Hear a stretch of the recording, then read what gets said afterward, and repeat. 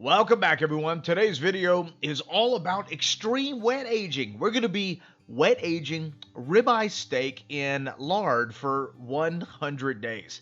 And truth be told, this project kind of got out of hand. I really only intended to do it for about 30 days, but I stuck it in the fridge, completely forgot about it until like last week.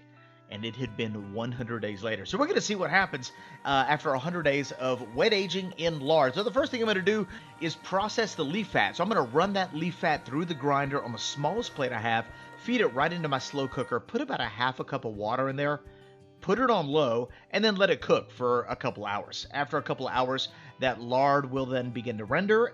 I'll strain it through some cheesecloth, and it'll leave me with the most absolutely beautiful snow white lard, perfect for tamales or whatever you want to make. In this case, we're going to wet age. Here's the ribeye roast I was working with. The majority of this I used to dry age, and you've probably seen some of my dry age videos, but here's what was left that I wanted to save for wet aging. And all I did was begin to dip.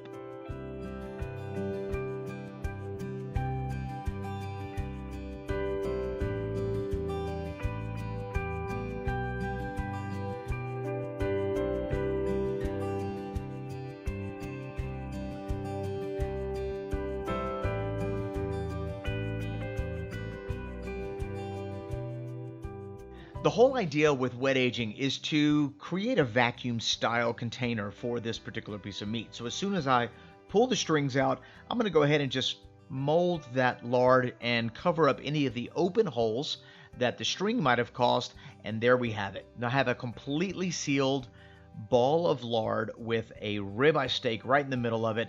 As an added layer of protection, I'm going to wrap the entire thing in some cheesecloth, and that's really so that I can hang it in my fridge. I don't want this big ball of lard just sitting around on any of the gratings, and I don't want the string to cut into it when I'm hanging it. So I'm going to put it in the fridge with my hot dogs and my sake and everything else that you don't see, and we're going to go ahead and close it down. Now that's where it's going to sit in about a 32 to 34 degree fridge for 100 days.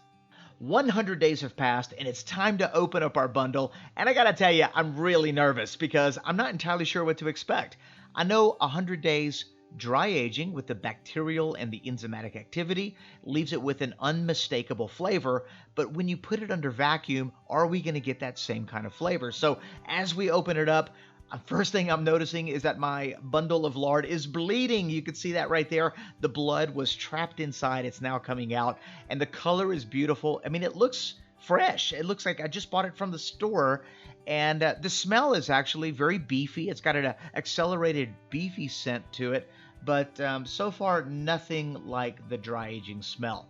As I continue to pull it out, the texture actually does feel a little bit softer. But like I said, 100 days wet aging, I'm not entirely sure what it's supposed to feel like. So far, it looks great. Has a little bit of a mineral smell to it. That's kind of a unique smell that I'm gathering. But you know what? Let's go ahead and cook it up and see what it's like.